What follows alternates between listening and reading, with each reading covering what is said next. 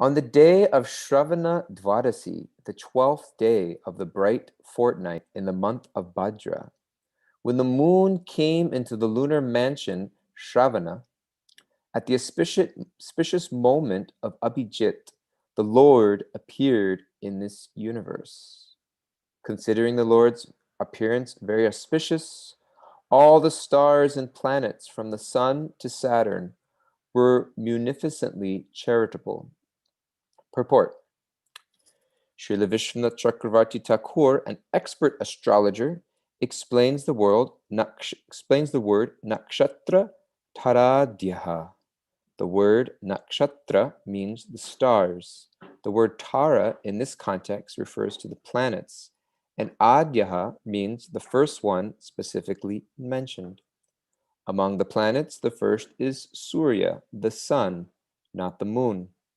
Therefore, according to the Vedic version, the modern astronomer's proposition that the moon is nearest to the earth should not be accepted. The chronological order in which people all over the world refer to the days of the week, Sunday, Monday, Tuesday, Wednesday, Thursday, Friday, and Saturday, corresponds to the Vedic order of the planets, and thus circumstantiates the Vedic version. Apart from this, when the Lord appeared, the planets and stars became situated very auspiciously, according to astrological calculations, to celebrate the birth of the Lord.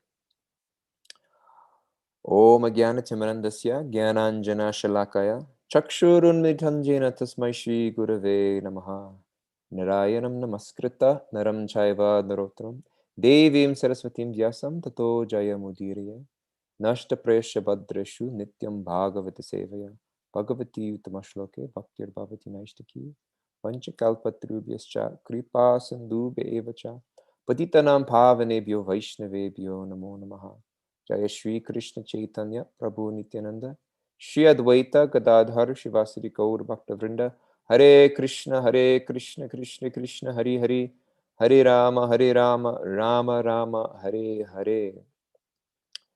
So I'd like to thank everybody for having me here for my benefit to try to speak and share on Srimad Bhagavatam. When we teach and when we share, we are often exposed to our own ineptitudes and lack of qualifications, and it can be very humbling. Therefore, it's the mercy of the devotees when we're invited to speak and to share that they are teaching us to depend on the Lord and to be humbled by their sincere requests. So I'd like to thank Gaur Sharan Prabhu for helping me in my spiritual life, and I'd like to thank all the devotees for coming and giving oral reception to this Bhagavatam. That in and of itself is a beautiful, beautiful service, Nityam Bhagavata Sevata, that we are performing. And I'd like to beg blessings to all the devotees here, especially all of my seniors, for humbly taking attendance here, and that whatever may be shared may be reflected of the Vedic version of Srila Prabhupada and our Acharyas, and that we may come closer to Krishna through this endeavor of giving our oral reception to Srimad Bhagavatam. So, I'll read this verse again. On the day of the Shravana Dwadasi, the 12th day of the bright fortnight in the month of Bhadra, when the moon came into the lunar mansion Shravana, at the auspicious moment of Avijit, the Lord appeared in this universe. Considering the Lord's appearance very auspicious, all the stars and planets, from the sun to Saturn, were munificently charitable. And Srila Prabhupada mentions here specifically these words which he is pulling from Vishwanath Chakravarti Thakur's commentary, Nakshatra Tara Adhyaha, that the stars and planets, beginning with the sun and followed by other planets, and Prabhupada listed here from the sun to Saturn. Interestingly, in the translation itself, we just hear Nakshatra Tara Adhyaha. There's no mention of the sun in the direct translation. But here Srila Prabhupada is translating specifically from the sun to Saturn. Perhaps that's coming from Vishwanath Chakravarti Thakur's commentary. Perhaps that's coming from somewhere else. But Srila Prabhupada here in the verse mentions from sun to Saturn, although from sun to Saturn isn't specifically mentioned. It just mentions the stars and the planets beginning Adya means the beginning. So from the beginning, starting there, Srila Prabhupada mentions there, and he elaborates it in his purports, saying that the sun is the first planet, not the moon, and that the sun is closer to the earth than the moon. Srila Prabhupada uses this example in other places in Srimad Bhagavatam that I wanted to pull from. Earlier in this canto, so we are in Canto 8, Chapter 18. Earlier in the 10th chapter of Srimad Bhagavatam, there was a purport that Srila Prabhupada read that maybe you remember giving class on some time ago. During the battle of the demons and the demigods, this is from that battle, and there's a verse that says, because of the impact on the ground of the legs and the demons and the demigods and the wheels of the chariots, particles of dust flew violently into the sky and made a dust cloud that covered all directions of outer space, as far as the sun. But when the particles of dust were followed by drops of blood being sprinkled all over space, the dust cloud could no longer float in the sky. So there's a battle taking place between the demons and the demigods earlier in this canto, and it's causing tremendous commotion and dust and friction and just physical commotion. And the blood that is coming out of the bodies of the demons and the demigods during this battle is being sprinkled all over space, and it's piercing dust clouds that are rising in the sky. So Srila Prabhupada gives a very interesting purport here. He says, the cloud of dust covered the entire horizon, but when drops of blood sprayed as far as the sun, so it mentions here that the dust went as far as the sun, the dust cloud could no longer float in the sky. A point to be observed here. Prabhupada takes an opportunity to make a specific point that he would like to make. Although the blood is stated to have reached the sun, it is not said to have reached the moon. It doesn't say specifically that it didn't reach the moon, but it just mentions specifically that Dhyu-ma-nam, up to the sun. Apparently, therefore, as stated elsewhere in Srimad Bhagavatam, the sun, not the moon, is the planet nearest the earth. So elsewhere in Srimad Bhagavatam, Srila Prabhupada may be referring to this verse later on that we're reading today. We've also discussed the point in many places. Srila Prabhupada sometimes appreciated making this point. The sun is first, then the moon, then Mars, Jupiter, and so on. The sun is supposed to be 93 million miles above the surface of the earth. And from Srimad Bhagavatam, we understand that the moon is 1,600,000 miles above the sun. Therefore, the distance between the earth and the moon would be about 95 million miles. So if a space capsule were traveling at the speed of 18,000 miles per hour, how could it reach the moon in 4 days? At that speed, going to the moon would take at least 7 months. That a space capsule on a moon excursion has reached the moon in 4 days is therefore impossible. Okay, so with that, let's hear it. Let's get into it. Who thinks we went to the moon? Where are the moonlanders out there? Any moonlanders? Flat earthers? Reveal yourselves. We want to hear it. We're getting into some serious scientific controversy right here. Before we launch into this discussion, though, which, to be honest with you, I'm not very interested in talking about whether we landed on the moon or not. But there's something very interesting about this particular verse and why I'm referencing it in Srimad Bhagavatam. I'm going to stop sharing my screen for a moment so that I could read something, which is from, I have to read it from my phone, because I thought that I had saved it, but it didn't. And I'm going to go ahead and pull it up here on my phone. It's not on my computer. So Srila Prabhupada had multiple servants throughout his time here on earth, and one of them was His Grace Hari Sari Prabhu, one of Srila Prabhupada's disciples, who traveled and was a personal servant of Srila Prabhupada. And as several of his servants, he wrote his memories and a diary. So Shrutakirti Prabhu, one of my favorite books to read, is What is the Difficulty by Shrutakirti Prabhu. Shrutakirti Prabhu, from what I understand, was the longest standing servant of Srila Prabhupada. So Srila Prabhupada had secretaries, he had personal servants, and Shruti Kirti Prabhu, more than any other disciple, performed the role of personal servant to Srila Prabhupada for a total of about 2 years, not 2 years continuously, but about 2 years breaks in between. Does anybody know the person, from what I understand, who spent the most physical time with Srila Prabhupada? You're muted, Adipurush Prabhu, if you tried to say something. You're still muted. I don't know if you can unmute yourself. Might be Nanda Kumara. Sorry? Nanda Kumara. Nandu Kumara? That may be true. I heard it was somebody else. Somebody else. Okay, whatever. I'm not sure. Pradyumna Prabhu. Oh, right. Our very own Pradyumna. Because he was Srila Prabhupada's Sanskrit scholar. And many times when you hear Srila Prabhupada's classes, you hear him reading the verses. And so he wasn't Srila Prabhupada's personal servant. Although, I mean, everybody was Srila Prabhupada's personal servant. But he was a secretary and a Sanskrit scholar. He went to Prabhupada all over the world. And so in terms of physical time with Prabhupada, I've heard that Pradyumna spent more time with him than anybody. Anyways, one of Srila Prabhupada's servants was Harisari Prabhu, and he wrote a series of books called Transcendental Diary. I'm getting a comment from Murli Gopal Prabhu. No emphasis on order. Yes, Murli Gopal, that's true. Although Srila Prabhupada put an emphasis on order, so we have to reconcile that.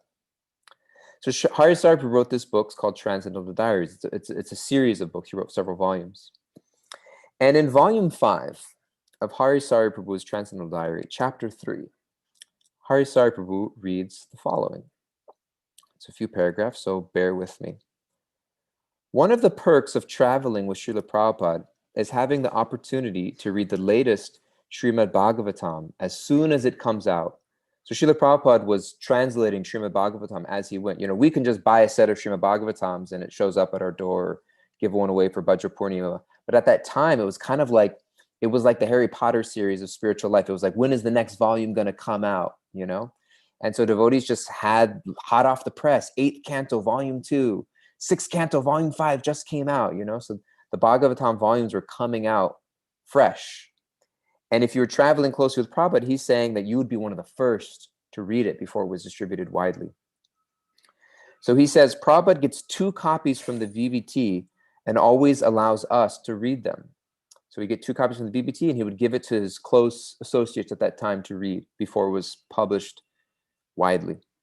For the last few days, I've immersed in the new 8th canto, part 2, the 10th chapter of which describes the battle between the demigods and the demons. So that's the verse that I just read in terms of the blood splattering from the planets. And Prabhupada using that as evidence that the sun is closer to the moon, and therefore it's impossible to go to the moon in the 4 days that we claim to do so. But this morning, as I read Bhagavatam 8:10:38, which is the verse and purport that I referenced, I realized that there was a major problem with the purport. The verse reads, quote, and we read this, because of the impact on the ground of the legs of the demons and demigods and the wheels of the chariots, particles of dust flew violently into the sky and made a dust cloud that covered all directions of outer space as far as the sun. But when the particles of dust were followed by drops of blood being sprinkled all over space, the dust cloud could no longer float in the sky. So that's the verse translation. In his commentary, Prabhupada makes the point that since the description says that the blood sprinkled up to the sun and not the moon, it reaffirms other statements in the Srimad Bhagavatam that the sun is nearer to the earth than the moon is. Then, using a combination of calculations given by modern scientists and the Srimad Bhagavatam for the distances of the sun and the moon from Earth, Prabhupada goes on to show how it would not be possible for a space capsule traveling at 18,000 miles per hour to have gone to the moon in only 4 days. So we saw that directly in the purport. This created a doubt in my mind, Harisari Prabhu says. I thought about it for a while and decided that the only way to resolve it was to put it before Srila Prabhupada. When I went into his room, he was sitting at his desk working. Does anybody know the doubt that was in his mind? Question, Prabhu? Is the fight happening in the earthly planet that the blood is splattering to sun and moon? Yes. Have you heard this story from Harisari Prabhu? No? When you read, means I know there is something like this. I haven't read personally Harishari. So this is directly from Harisari Prabhu. As I came in, he looked up and asked, "Yes?" Tentatively, I said, "Srila Prabhupada, I think I have found a mistake in one of your books." How could you say that? Srila Prabhupada said, "Oh, what is that?" he asked with a mild interest. Well, I was just reading the chapter about the battle between the demigods and the demons, where it says that the blood sprinkled up to the sun. In the purport, you explain how this shows that the moon is further away from the earth than the sun. But in text 5, it states that the battle took place on the shore of the ocean of milk and not on the earth. So therefore, the reference is not applicable because you're a different point of reference. Prabhupada reflected for half a second, and then his face softened in acknowledgement. Oh, he conceded. With a self-effacing smile and humble acquiescence, he said, I was thinking, here is a good opportunity to expose the scientists. All right, you inform the BBT and have them remove it. And that was it. He went on with his work while I returned to my reading. Hari Prabhu goes on, I'll share what he read as a reflection, and then we will discuss. Going in, I had been apprehensive. According to our philosophy, the spiritual master is free of the 4 defects, one of which is the tendency to make mistakes. This was clearly a mistake, and I had to deal with that in my own mind. Not only that, but I had to bring it to Prabhupada's personal attention. I hadn't been sure how he would react, nor had I been sure about my qualifications in doing so. But I left feeling gratified and relieved. His reaction had been exemplary. He had showed not the slightest trace of defensiveness or false ego. He had been immediately open to whatever I had to say and instantly willing to accept that he had made a mistake and that he had to adjust for it. As for the mistake, I fully accept the statements of Shastra about the distances of the planets, as well as Prabhupada's own common sense observations that the moon is unattainable by mechanical means from this planet, there is life everywhere, and that the moon is not simply a dead ball of rocks and dust. They have not gone, and Prabhupada's purport is correct in that assertion. So Saripur was giving a clear opinion of what he thinks. Although there are various other places where Prabhupada that we may have gone to the moon. So Prabhupada, interesting. The fact that the context of this particular purport is incorrect does not diminish the substance of it, nor does it in any way diminish my faith and absolute conviction that Srila Prabhupada is a pure devotee, fully self-realized, and free of defect. His purity shone through in his reaction and reinforced for me once again how open and clear his heart is. He has no personal interest at stake in what he is doing. He is simply making an honest attempt to deliver the message of the Shastras and the predecessor acharyas and to establish the unequivocal fact of the existence of Krishna, the Supreme Personality of Godhead. That's important. I'll read that sentence again. He is simply making an honest attempt to deliver the message of the Shastras and the predecessor acharyas and to establish the unequivocal fact of the existence of Krishna, the Supreme Personality of Godhead. That is the essence Prabhupada's trying to deliver. And in that, he has been wonderfully effective. Neither his work nor character stands or falls on an isolated and corrected misstatement of one purport. So Srila Prabhupada was taking this opportunity, as he said, to take a stab at the scientists. But when brought out by one of his disciples that there was an incorrect assessment, Srila Prabhupada was like, oh, okay, well, why don't you take that out? Interestingly enough, must never have been brought up or never followed through with because the purport remains as is and never was changed. But I found it interesting in the sense that Srila Prabhupada, sometimes you can see he took the opportunity to try to make a specific point. Srila Prabhupada himself never claimed himself to specifically be a great astrologer, and specifically in the 5th canto of the Bhagavatam that describes the structure of the universe, Srila Prabhupada referred to many other pundits to figure out the exact figuration of the 5th canto, and indeed it's still been a conundrum for some time as they're trying to build the planetarium in Mayapur. But I thought it was quite interesting that sometimes we might latch on to certain statements in Srila Prabhupada in his writings and in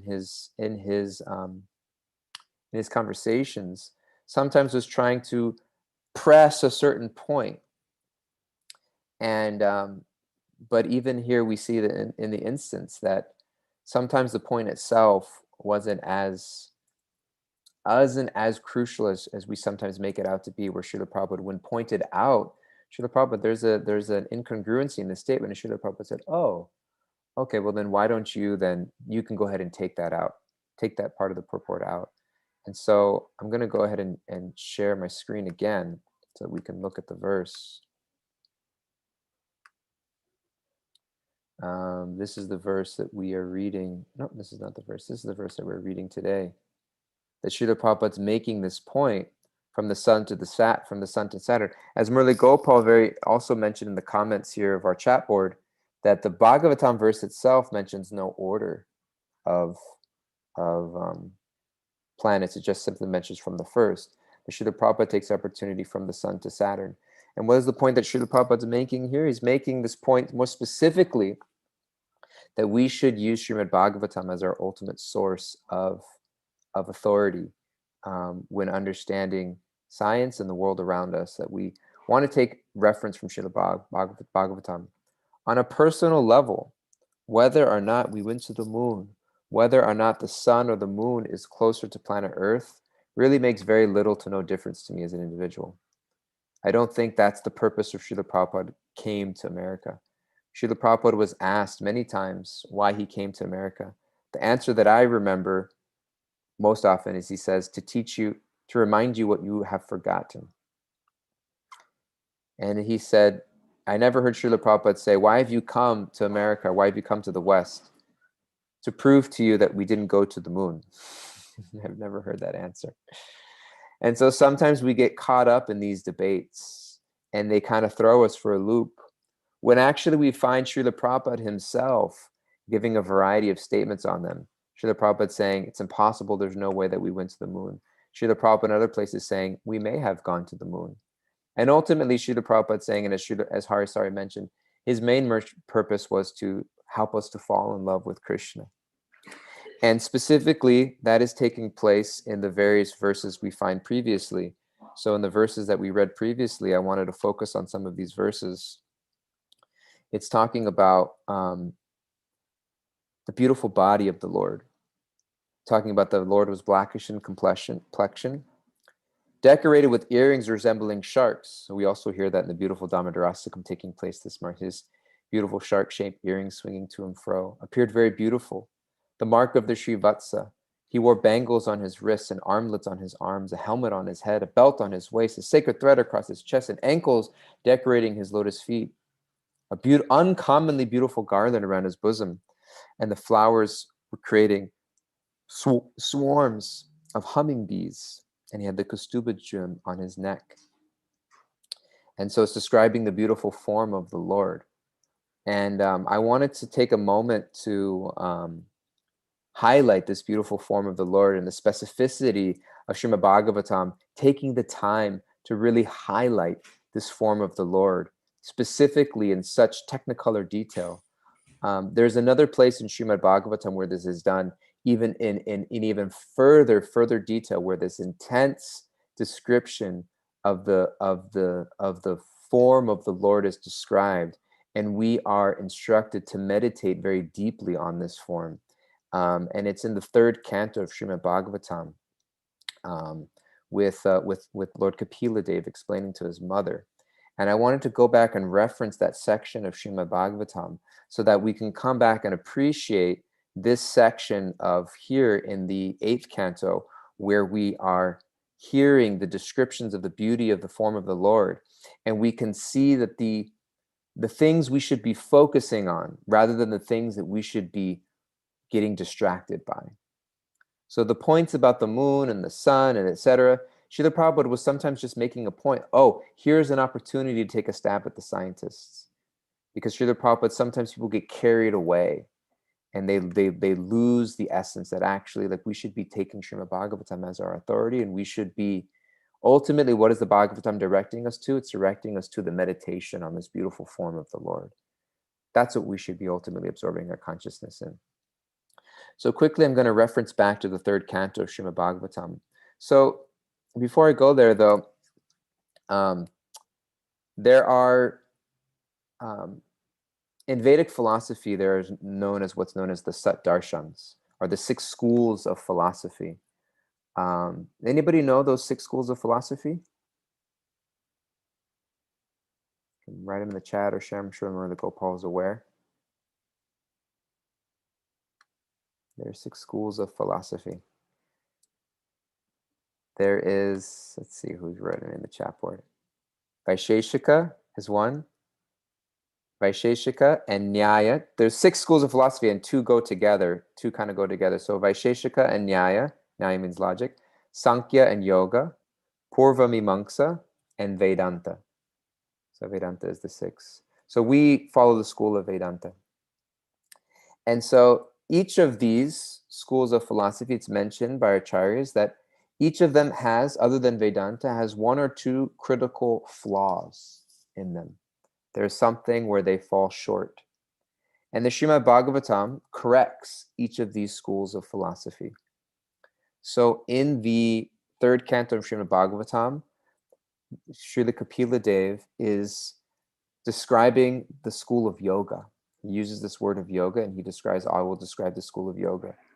And the critical flaw that's mentioned by our acharyas in yoga is that we have these yamas and these niyamas, right? So the do's and the don'ts of spiritual life. And one of the niyamas is Ishwara Pranidan.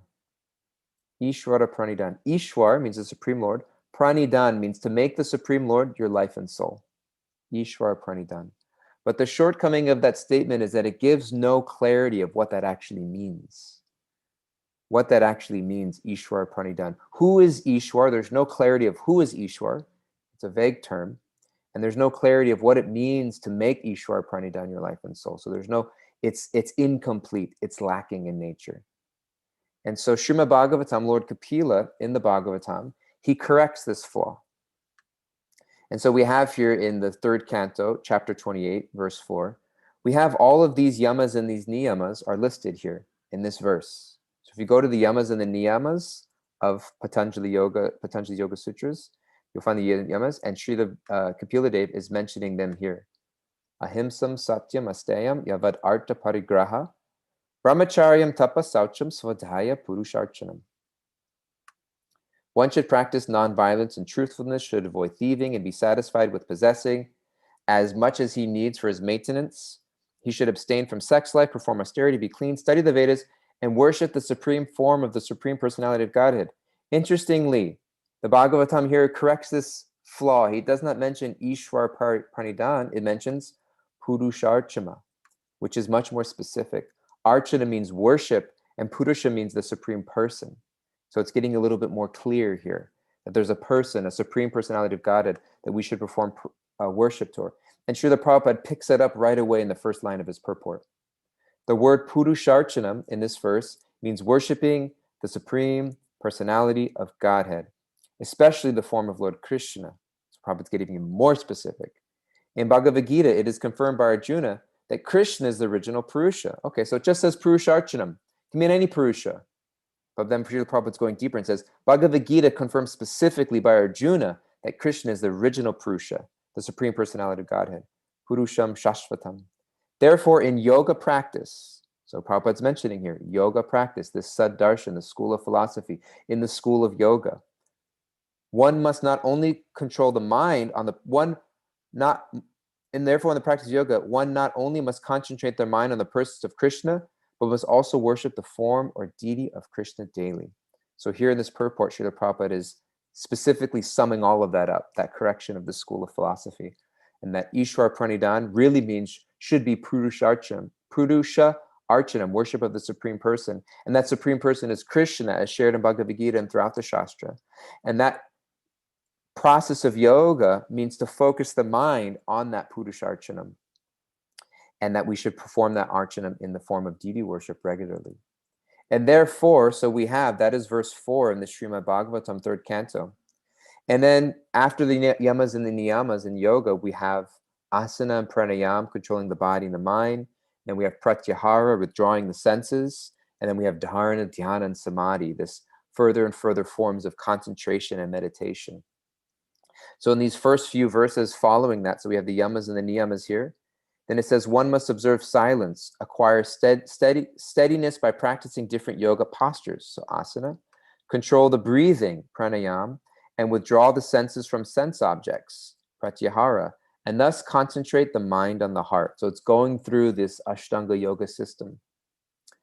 fixing the vital air in the mind in one of the 6 circles of vital air circulation within the body, thus concentrating one's mind on the transcendental pastimes of the Supreme Personality Godhead is called samadhi. So it's redefining this word samadhi, or samadhana of the mind.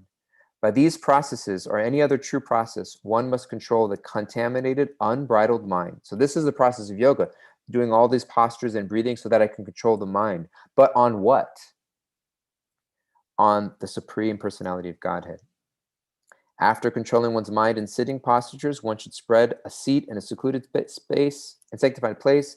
Sit there in any easy posture, keeping the body erect, and practice breath control. It goes on a few more verses like this. And then it finally gets to the point where it says, when the mind is perfectly purified by this practice of yoga, okay, here we go. One should concentrate on the tip of the nose with half closed eyes and see the form of the Supreme Personality of Godhead. So Patanjali mentioned Ishwar Pranidhan, which was incomplete and vague. Srimad Bhagavatam corrects it by saying Purusha Archanam. Srila Prabhupada further in his commentary mentions that Krishna is the Supreme Personality of Godhead. That Supreme Purusha is mentioned in the Bhagavad Gita. And now Bhagavatam Kapila itself is going to go into this multi-length, multi-verse, technicolor description about what it means to actually meditate on the form of the Lord. It's a meditation. And we get this full, lengthy description about the beauty and the form of the Lord. That he has a cheerful lotus-like countenance with ruddy eyes like the interior of a lotus. A body like petals of a blue lotus, a conch, a discus, and a mace. He has shining cloth with yellowish filaments. His breast bears the marks of the Srivatsa with a curl of white hair. He has an attractive garland of sylvan flowers, and a swarm of bees intoxicated by its delicious fragrance hums about the garland. He is adorned with a pearl necklace. His loins and hips are encircled by a girdle. His serene aspect gladdens the eyes and souls of the devotees who behold him. He's very beautiful. It goes on and on and on. The yogi visualizes the Lord standing, moving, lying, or sitting down. It goes on and on and on, fixing this beautiful, beautiful form of the Lord. It goes on to his thighs, his hips, his abdomen, his navel, etc., etc. Then, because of this, all this meditation going up the body of the Lord, meditating on the chest. So it goes on to this multi-technicolored meditation of the Lord, on and on and on, verses and verses and verses. And we have this here in the verses that we're reading now in Srimad Bhagavatam. These verses here. So when we see these descriptions of the Lord, we should take them very seriously and recognize how fortunate we are to have these descriptions and how they should become part of our meditation. That when we view the deity of the Lord, which we'll have the opportunity to do for those of us in person at the Bhakti Center or online via Zoom, we should soak it in tremendously. And we should see it as part of our meditative practice to absorb this form of the Lord. And that it is a practice being done for centuries, either physically, not physically, but directly in the form of the deity or mentally in the form of our mind. And that the yogic practice, which is being described throughout the Shastras, ultimately is meant to lead to this meditation of the Lord. And we should take it very seriously. And therefore, here in these few verses, and you can see the resemblance. Prabhupada's, the Bhagavatam is giving the same types of descriptions about the waist and about the earrings and the garlands, etc. And so those are the things that we should become absorbed in. And when Srila Prabhupada makes little statements here and there about the sun being closer than the moon, or about we never went to the moon, sometimes he's just trying to make a point, or trying to kind of throw something, a wrench into the gears of the scientists, to the extent that even sometimes his disciples may point it out and say, Srila Prabhupada, there's an incongruency here. And Srila Prabhupada himself so humbly said, oh, okay, that's not a big deal. You go ahead and take that out if you want. But this is something that would never be taken out. Because this was the actual purpose that Srila Prabhupada came, was to help us fall in love with Krishna. And that all of these other schools of philosophy are not wrong, but incomplete in the sense that unless they come to this point of loving devotional service towards the Supreme Personality of Godhead, in his Nam Rupa Guna Lila, his Nam Guna Rupa Lila, his name, his qualities, his form, and his pastimes. And so that is just something I wanted to share in terms of this controversy a little bit that we sometimes get scientifically in the point of Harisari Prabhu, bringing that up to Srila Prabhupada and how one of his disciples approached it directly with him. And then also commenting about this specific description about the form of the Lord and the context that it was brought up in the third canto of the Bhagavatam by Kapila Dev, to recognize that actually we're not just going off and sharing, it's so nice and making these things up, but it's actually a meditation, and it's actually sequential part of the yoga process to bring us to this meditation of the Lord. And actually, I will share one last thing here, since it's related to Damodar Leela, Srimad Bhagavatam. We can see this in action in the 10th canto Srimad Bhagavatam, chapter 9. It's very beautiful. We see here, Srila Shukadev Goswami continued. So this is the Damodar Leela. One day when Mother Yashoda saw all the maidservants were engaged in her other household affairs, she personally began to churn the yogurt. While churning, she remembered Shravanam Kirtanam Vishnu Smaranam. Shravanam Kirtanam Smaranam. While churning, she remembered the childless activities of Krishna, and in her way, she composed songs and enjoyed singing to herself about all those activities. So in the highest level of devotion in the residents of Vrindavan, they're performing this meditation. They're performing active service. And while performing that service, they're doing this meditation. She's meditating on Krishna's beautiful pastimes, even when she's serving Krishna directly in Vrindavan, and remembering his sweet, beautiful form. And therefore, in the Damodarastakam itself, we hear these beautiful, his neck, 3 lines like a conch shell, his cheeks, which have become reddened like the bimbo fruit due to Mother Jashoda's kisses, his blackest cheeks encircled by locks of curling hair. This beautiful meditation on the personal form of the Lord is taking place in the highest level of even Mother Jashoda while she's performing her service. It's taking place here when Vamanadeva appears in the 8th canto Bhagavatam. And the whole context is given by Kapila Dev in the 3rd canto of Srimad Bhagavatam about why we hear these descriptions and the importance of everything bringing us to this meditation.